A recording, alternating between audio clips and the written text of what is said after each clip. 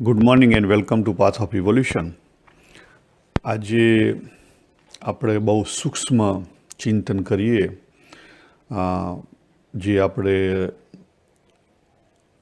Bhagavad Gita chapter 13 જોયું કે આખું જગત છે ક્ષેત્ર અને ક્ષેત્રના સંયોગથી બનેલું છે, અને એમાં આપણે જે જાણવા યોગ્ય તત્વ છે એ નોવર છે, અને નોવર એ આપણા દરેકની અંદર વિદ્યમાન છે. પછી પ્રકૃતિ જોઈ હતી ત્યાં આપણે કે પ્રકૃતિનો સ્વભાવ કેવો છે, ચેન્જેબલ છે. એટલે જે ચેન્જેબલ સ્વભાવ છે એને લઈ અને જીવનની અંદર સુખ દુઃખ આવવાના, બરાબર, ભૂખ તરસ આદિ વ્યાધિ જન્મ મૃત્યુ વગેરે. અને બીજો કી પોઈન્ટ આપણે ત્યાં જોયો હતો કે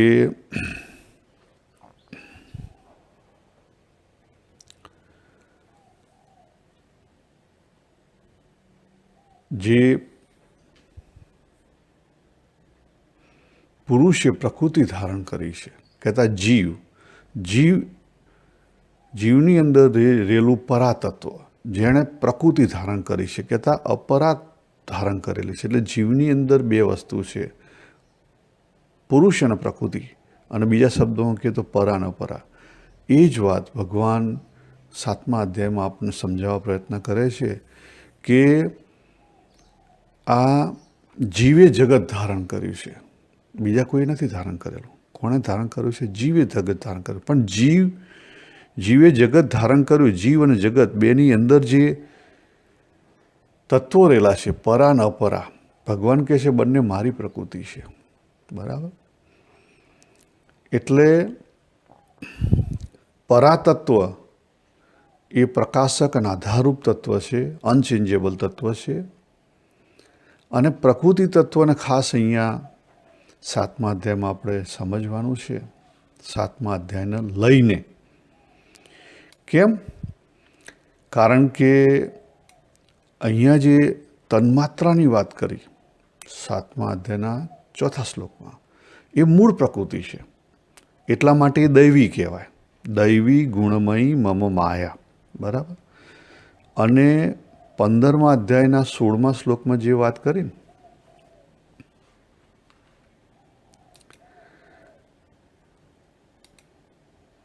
પંદરમા અધ્યાયના 16મા શ્લોકમાં શાની વાત કરી હતી ભગવાને? 15મા અધ્યાય 16મા શ્લોકમાં ભગવાને ક્ષરની વાત કરી હતી. એટલે ચેન્જેબલ ક્ષર, જે મોમેન્ટરી છે, બરાબર. કેવી છે? મોમેન્ટરી, જેનો સ્વભાવ મોમેન્ટરી છે.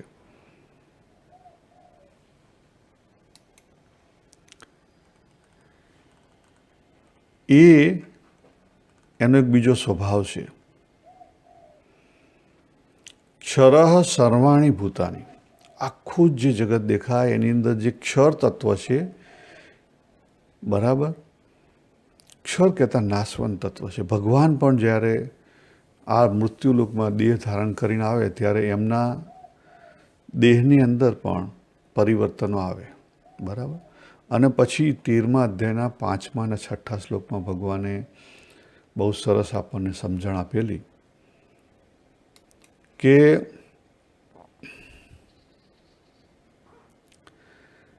આ જે 24 તત્વનું પ્રકૃતિ છે, બરાબર, એ કેવી છે? એ વિકારી છે. એમાંથી વિકાર ઊભા થવાના. હવે આ જે ચેન્જેબલ નેચર છે એને લઈને સુખ દુઃખનો અનુભવ છે, બરાબર. જો ચેન્જેબલ નેચરને સાચી રીતે સમજવામાં આવે તો સુખ દુઃખનો અનુભવ રહેશે, પણ આપણે સુખી દુઃખી નહીં બની શકીએ. તકલીફ ક્યાં થાય છે આપણી? કે આપણે જે વિકારી પ્રકૃતિ છે, કઈ કીધી? રાગ દ્વેષ, સુખ દુઃખ, સ્થૂળ શરીર, સંઘાત, બરાબર, ચેતના, પ્રાણ શક્તિ, રાઈટ. પ્રાણ શક્તિને લઈને ભૂખ તરસ, ધૃતિ, બુદ્ધિ, બરાબર, એને લઈને જન્મ મરણની સમજણ, અને સ્થૂળ શરીર એને લઈને આધિ વ્યાધિ, રાઈટ. એટલે આજે આપણે જે વિકારો છે એ વિકારો બધા જ પ્રકૃતિને લઈને છે ને પ્રકૃતિના છે, પણ એની સાથે આપણે તાદાત્મ્ય કરી લઈએ છીએ. શું કરી લઈએ છીએ? તાદાત્મ્ય. એટલે સાર્ધમ્યતા આપણે પ્રકૃતિ સાથે કરી એનો આ પ્રોબ્લેમ છે. જો આપણે સાર્ધમ્યતા પરાતત્વ સાથે કરી, આ જ ચેપ્ટરની અંદર ભગવાન એ સમજાવવા પ્રયત્ન કરે છે. તો સુખ દુઃખ હશે, પણ આપણે આ લોકની અંદર આનંદથી જીવી શકીશું. હવે અહીંયા કેટલાક પ્રશ્નો ઊભા થાય, કેટલીક રિયાલિટી અહીંયા સમજવાની છે અને કેટલાક બીજા એમાંથી પ્રશ્નો ઊભા થાય એના સમજવાના છે. પહેલું જોયું કે જીવે જગત ધારણ કર્યું છે 13મા અધ્યાય પ્રમાણે, 7મા અધ્યાય પ્રમાણે. ભગવાન અહીંયા કહે છે કે તન્માત્રા રૂપ, મૂળ પ્રકૃતિમાં કોઈ પ્રોબ્લેમ નથી, એ તન્માત્રા રૂપ છે જગતની અંદર, બરાબર. અને જે કોસ્મિક કહેતા નિયતિ છે, ચેન્જેબલ પ્રકૃતિ છે, જેની અંદર મોમેન્ટરી છે, ચેન્જ આવવાના જ, એ પણ આપણને એનો પણ આપણને કોઈ પ્રશ્ન નથી. અને એના લઈને આપણને સુખ દુઃખનો અનુભવ થાય એ પણ પ્રશ્ન નથી. પણ પ્રશ્ન ક્યાં છે? તો આની સાથે બીજા 2 શ્લોકના આપણે જોડીએ. એક છે 2જા અધ્યાયનો 59મો શ્લોક અને બીજો છે 3જા અધ્યાયનો 34મો શ્લોક.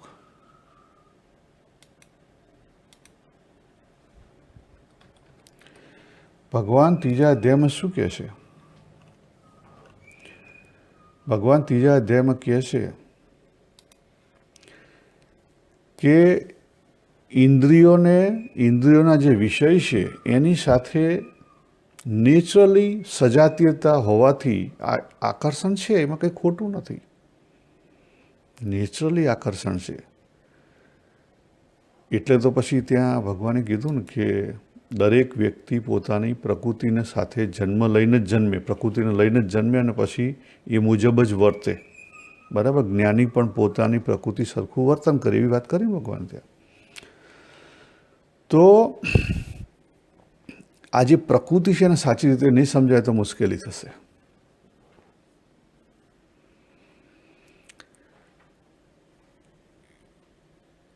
એટલે જ્યારે મારી ઇન્દ્રિય એના વિષયો સાથે જાય તો ઝડપથી એ એક થઈ જાય.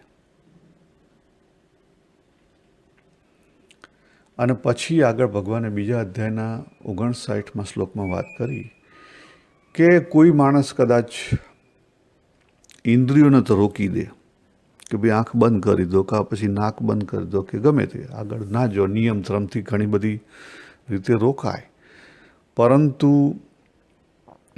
મનમાં રહેલી, એટલે કહેતા બુદ્ધિમાં રહેલી જે રસબુદ્ધિ છે, જીવમાં રહેલી જે રસબુદ્ધિ છે વિષય માટેની, એનું શું કરશો? જો આપણે ખાલી બેઠા હોઈએ ત્યારે આપણને ઘણી બધી જે આપણી રસની બાબતો હોય ને એ યાદ આવે, ચેક કરજો. તો શું કરશો? હવે લાઈફની આ બધી રિયાલિટીનો સ્વીકાર કરશો તો જ મેળ ખાશે. હું જાગ્યો અત્યારે હાલ અને દેહભાવનો અનુભવ છે. આ મેં પ્રકૃતિ ધારણ કરેલી છે એટલે તો બોલી શકું છું. તો આ બધામાંથી સમજવાનું એક છે કે જે વિકારી પ્રકૃતિ છે એની સાથે તાદાત્મ્ય નથી કરવાનું. મૂળ પ્રકૃતિ છે એ જો સમજાય તો આખું જગત નંદનવન છે. તો આખું જગત કેવું છે? ભગવાનની લીલા છે. અને એ ના સમજાય તો મુશ્કેલીનો પાર નથી. ગુણમયી, બરાબર, ચેન્જેબલ પ્રકૃતિ, તો એ આ જગત છે અને આ જગતની રિયાલિટી છે, એને આપણે નહીં બદલી શકીએ. તો ઇન્દ્રિય વિષય સજાતીય છે, એમાં સહજ આકર્ષણ છે, નિયમ ધર્મથી એક હદ સુધી એને રોકી શકાય, એથી વિશેષ નહીં રોકી શકાય. જીવમાં રસબુદ્ધિ છે અને મનને એક હદ સુધી એનું મનન કરતાં રોકી શકાશે, વિશેષ નહીં રોકી શકાય. ચેક કરો લાઈફમાં. સાધક તરીકે આજે હું છું તો મેં પ્રકૃતિ ધારણ કરેલ જીવ છું અને મારા પોતાના લાયક અને ડિસલાયક છે. તમે એમ કહો કે મને બધા જ વ્યક્તિ ગમે, તે શક્ય નથી. You have to accept the reality. એ શક્ય નથી. મારા પોતાના સ્વભાવ અને પ્રકૃતિ મને મળેલા છે અને એનો ઉપયોગ આપણે અલગથી બહુ ડિટેલમાં જોયેલું છે કે કેવી રીતે કરવો. એનો ઉપયોગ આપણે આ લોકની અંદર કરીને જીવવાનું છે. અમુક પ્રકૃતિ તમે ચેન્જ કરી શકીશો જે તમે એક્વાયર કરેલી છે, પણ જે કહેવાય ને કે કાર્મિક, જીનેટિક અને નેચરલ પ્રકૃતિને ચેન્જ કરવી બહુ જ અઘરી છે અને કેટલીક તો નિયરલી ઇમ્પોસિબલ છે. ઇવન તમે એક્વાયર કરેલી પ્રકૃતિ સાથે પણ જો તાદાત્મ્ય કરો કે ભાઈ હું ગુસ્સાવાળો સ્વભાવ છે, હું ગુસ્સાવાળો છું, એ તમે એક્સેપ્ટ કરી લીધું તો તમારામાંથી ગુસ્સો કદી દૂર ના થાય. એ શક્ય નથી. તમારે કરેક્ટ પાથ સ્વીકાર કરવો પડે તો એ ડાયલ્યુટ થાય, નહીં તો ના થાય.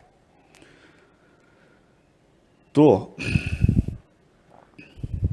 અને કેટલાક લોકો પછી કહે છે કે બહુ સજગતાથી જીવો અને સમજણથી જીવો, પણ દરેક વખતે તમારા માઇન્ડની પરિસ્થિતિ સરખી નહીં હોય. તમે 100% કોન્શિયસ માઇન્ડથી જીવી શકીએ નહીં આપણે. તો શું કરશો આ બધામાં? તો આખી ભગવદ્ ગીતાનો સાર એ છે મારા સમજણ મુજબ કે ધીરે ધીરે ધીરે તમે સમત્વ લાવો. જે તમે ઇમોશનલિઝમમાં જતા રહો છો એમાં સમત્વ લાવો અને સમત્વ લાવી અને ઓળખો જાતે કે આ જે પ્રકાશક તત્વ છે, આધારરૂપ તત્વ છે, કોણ છે. અંતરાત્માને ઓળખો. અંદરથી જે અંદરના માગે એ ઈજી માર્ગ છે, બહારનો બરાબર છે, બરાબર. અને બહારનો માર્ગ બહુ જ ડિફિકલ્ટ છે અને કાયમી નથી, પાછો કાયમી નથી. તો ધીરે ધીરે ધીરે તમને ખબર પડશે કે મારે શું સાધના કરવી.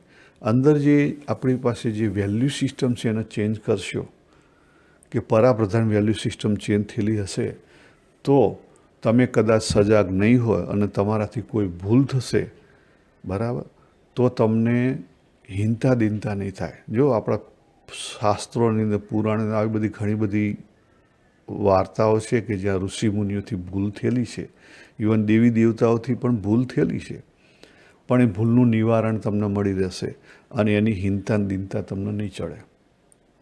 કલંકો લાગેલા છે, આપણે કહીએ ને કલંક લાગે કારણ કે મનની સ્થિતિ સરખી ના હોય.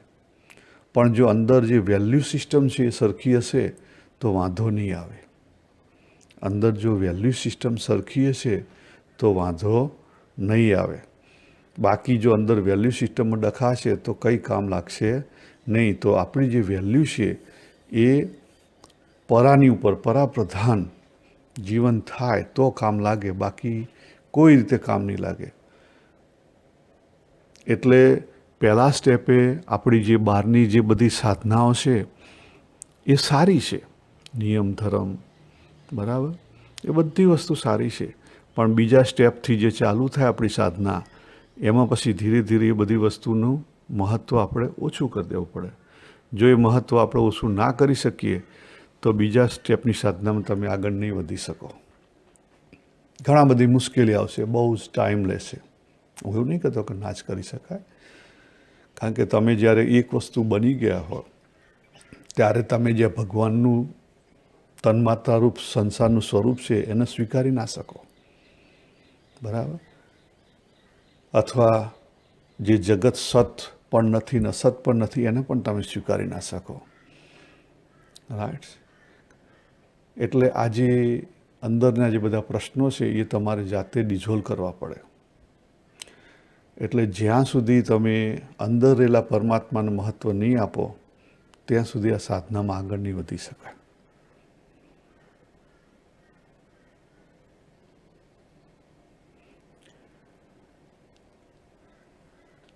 તો આપણે અહીંયા પૂરું કરીએ. સર્વેને જય શ્રી કૃષ્ણ.